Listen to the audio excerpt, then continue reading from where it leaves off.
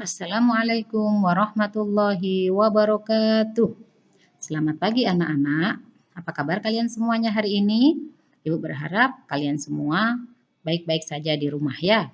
Ingat, kalau keluar rumah kalian harus menggunakan masker. Oke, pada kesempatan kali ini Ibu akan sampaikan pendidikan agama Islam pelajaran ketiga yang bertema Aku Anak Solih. Sebelum itu, kita membaca surah Al-Fatihah bersama-sama ya, yang pahalanya kita haturkan kepada saudara-saudara kita yang sudah mendahului kita. Ala niyatis salihah Al-Fatihah. A'udzu billahi minasy syaithanir rajim. Bismillahirrahmanirrahim. Alhamdulillahi rabbil alamin. Ar-Rahmanir-Rahim. Maliki yaumiddin. Iyyaka na'budu wa iyyaka nasta'in. Ihdinas siratal mustaqim. Siratal ladzina an'amta 'alaihim ghairil maghdubi 'alaihim waladdallin.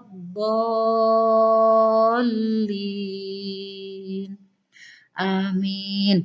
Amin ya rabbal alamin. Langsung saja ya.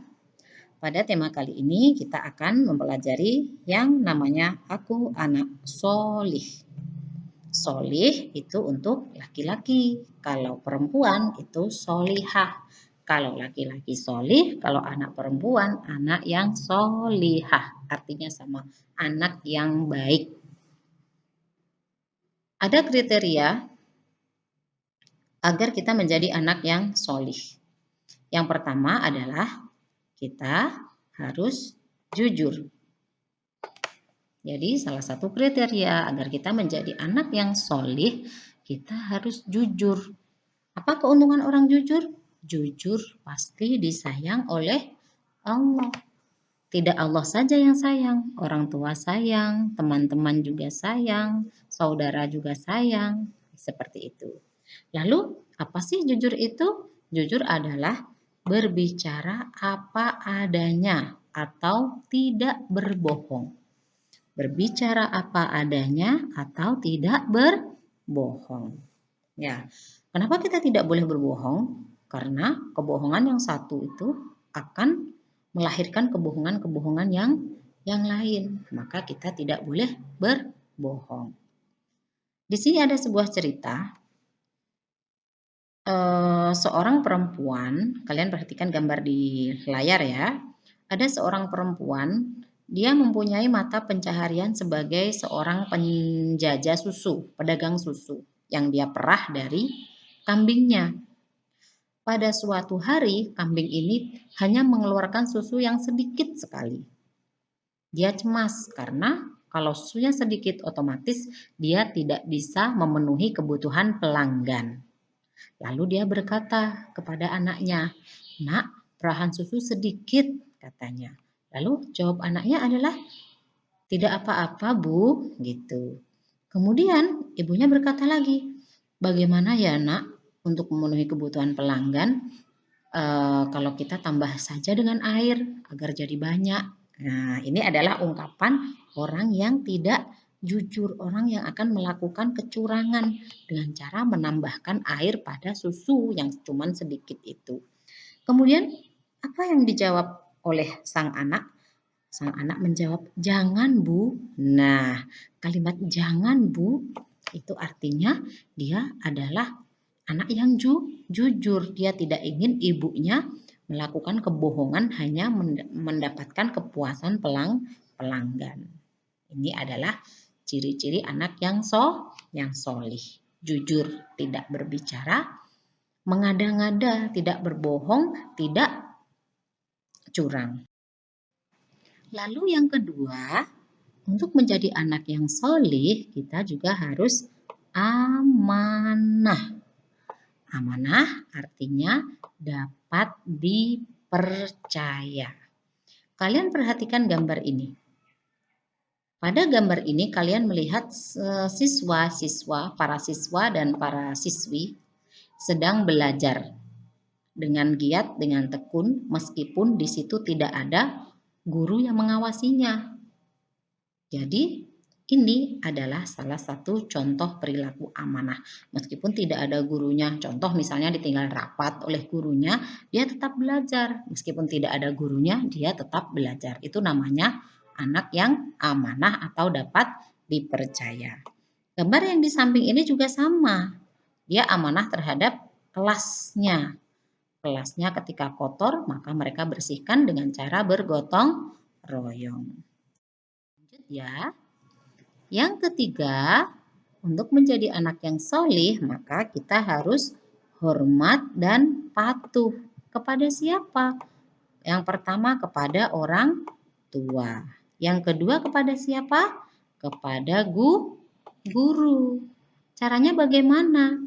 Hormat kepada orang tua, caranya adalah dengan ketika kita mau berangkat sekolah, kita salaman dulu, mengucapkan salam yang sopan. Begitu sampai di sekolah, kalian mengucapkan salam, ucapan yang sopan atau mengetuk pintu. Demikian juga ketika kalian lewat di jalan, kemudian ada orang tua yang duduk-duduk atau ada gurunya yang duduk, maka kalian harus mengatakan permisi. Kalau ketemu guru di jalan harus disapa. Ketika pulang ke rumah, salaman sama orang tuanya, ucapkan salam seperti itu. Itu adalah hormat dan patuh kepada orang tua dan nah, di sini Ibu berikan contoh-contoh cara menghormati dan mematuhi guru. Macam-macam nih ya. Ada saat bertemu dengan guru. Ini adalah yang harus kalian ketika bertemu dengan guru kalian. Siapapun itu. Meskipun sekarang kalian sudah kelas 4, kalian tidak boleh melupakan guru-guru yang sudah mengajar kalian ketika kalian masih berada di kelas 3, kelas 2, ataupun kelas 1. Bahkan guru yang tidak pernah mengajar kalian sekalipun, kalian tetap harus hormat kepadanya. Caranya mengucapkan salam, Assalamualaikum, seperti itu. Kebetulan karena di sini ada banyak sekali agama yang dianut, ketika bertemu dengan guru yang Hindu, boleh kalian ucapkan selamat pagi, selamat siang, selamat sore, selamat malam, seperti itu. Kemudian bersalaman dengan mencium tangannya. Itu juga salah satu cara menghormati. Tapi untuk sekarang karena lagi pandemi seperti ini ya, kalian tidak boleh mencium tangan. Untuk sementara ditahan dulu, tidak boleh dulu. Kemudian memperlihatkan wajah yang berseri-seri. Tidak boleh nyebeng. Tahu nyebeng? Nyebeng tuh artinya mukanya cemberut, nggak enak dah dilihat pokoknya. Itu nggak boleh seperti itu. Harus memperlihatkan wajah yang berseri-seri atau wajah yang bahagia, senyumlah paling tidak seperti itu.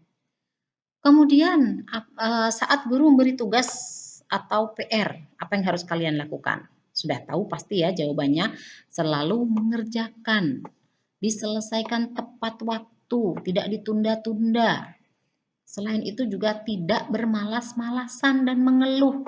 Aduh banyak sekali tugasnya, aduh ini susah, aduh ini, aduh itu. Tidak boleh seperti itu.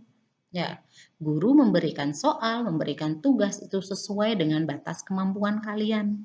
Tidak mungkin dong anak kelas 4 dikasih pelajaran anak kelas 5, kelas 6. Tidak seperti itu ya. Kemudian saat guru menasihati, apa yang harus kalian lakukan? Mendengarkan dengan tulus. Kemudian yang kedua, menaati nasihatnya. Seperti itu ya. Kemudian ada lagi tata cara saat berbicara dengan guru. Oh, saat berbicara dengan guru itu lain ceritanya ketika kalian berbicara dengan teman kalian. Saat berbicara dengan guru, kalian harus sopan. Tidak boleh bentak-bentak. Ya, harus sopan. Suaranya tidak boleh terlalu keras. Terlalu pelan juga jangan, nanti bu gurunya nggak dengar. Terus yang terakhir tidak memotong pembicaraan gurunya. Gurunya lagi menjelaskan, tiba-tiba kalian potong pembicaraannya. Itu juga tidak boleh. Kemudian saat guru sedang mengajar, Apa yang harus kita lakukan? Yang pertama adalah duduk tenang. Duduk dengan tenang agar apa yang disampaikan oleh gurunya kalian paham. Yang duduk tenang saja belum tentu paham, apalagi yang sambil main. Kemudian tidak mengganggu teman. Wah, ini tidak boleh ini. Kalian nggak paham, teman kalian juga tidak akan paham. Kemudian tidak berbicara sendiri. Gurunya jelasin, kalian ngomong sendiri. Itu tidak boleh. Sehingga akan menimbulkan berisik atau gaduh di kelas. Itu akan mengganggu yang lain. Kemudian yang terakhir, memperhatikan pelajaran di sekolah. Ketika gurunya menjelaskan, kalian perhatikan baik-baik, kalian resapi, kalian pahami, agar apa yang disampaikan oleh gurunya masuk ke otak kalian. Sehingga kalian mendapatkan ilmu baru. Dan mudah-mudahan apa yang kalian dapatkan dari gurunya itu adalah ilmu yang bermanfaat. Itu ya. Kemudian yang D, santun dan menghargai teman. Nah, santun dan menghargai teman. Apa sih santun tuh? Santun adalah halus budi, baik bahasa, sopan tingkah lakunya, gitu. Nggak boleh sama temennya bentak-bentak. Pinjam pensil dong. Boleh seperti itu? Tidak. Kalau mau pinjam sesuatu kepada temannya, katakan yang baik, dengan bahasa yang baik, dengan bahasa yang sopan. Ketika kita baik, berbahasa dengan baik, sopan dengan teman, maka teman kita juga akan sayang terhadap kita. Seperti itu ya. Itu saja yang dapat Ibu sampaikan. Mudah-mudahan kalian mendapatkan ilmu yang bermanfaat. Terima kasih. Wassalamualaikum warahmatullahi wabarakatuh.